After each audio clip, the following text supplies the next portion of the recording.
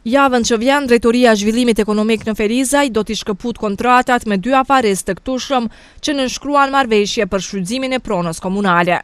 Drejtori i kësaj drejtorie, Shemsedin Sojeva, tha se arsyeja e shkëputjes së kësaj kontrate do të bëhet për shkak se Lulzim Tasholli dhe Elfete Bislimi nuk e filluan punën në bazë të planit dinamik si dhe kontratës së nënshkruar me komunën. Elfete Bislimi, që ka qenë përfituese në fshatin e vjetër prej 20 ari, shifen që nuk është marrë asë një hap, nuk është punu kur gja. Për çka ka konkuru kjo? Çka ka pas me punu atë? Kjo ka konkuru, ka pas me atë parcelën prej 20 ari për bletari. Edhe kemë vendjarjes, na si komision kemë vendos që t'i ndërpritet kontrata e kësaj përfituese me keqardhje e thamë, mirë po na tash do të me u bazun në bazë plani dinamik që ata e kanë ofru edhe shka është punu.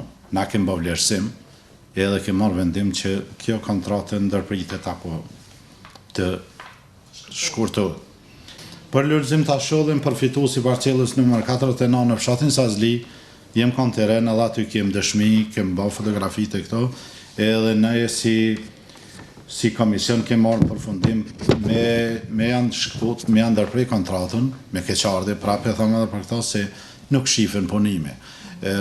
Zotriu në fjalë ka pas pretendime se do të ketë donator për Bashkimit Evropian apo do të gjejë disa donator për ndërtimin e një fushë futbolli me standarde evropiane, mirë po nuk ka mund deri sot me gjejë donatora, po diçka tash na jem të obligum të përmbush dhe të përmbahemi ligjit në rënd parë kontratave që i kemë bë me ta t'ja shkruajmë kontratën edhe këtij.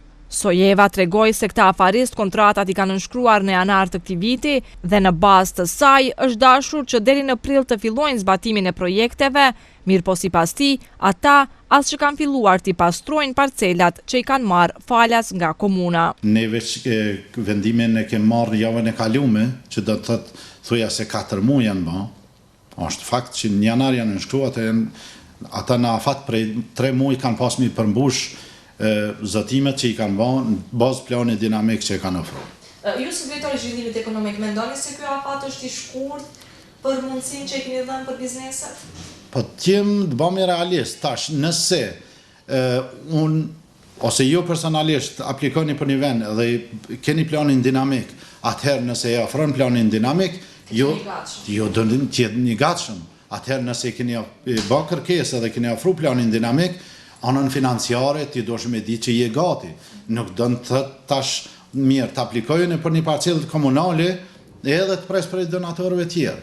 Nuk është reale, nuk është na qëtë në shta dhe neve në pozit keqe, po më bo shumë real, ti do shme pas fakte, do shme pas bugjetin tanë. Nëse ti do shme të kanë ketën kërë dhe falenderus, kur komuna ty të ofrën një parcelë, një vend, ty po të qirë rrugë.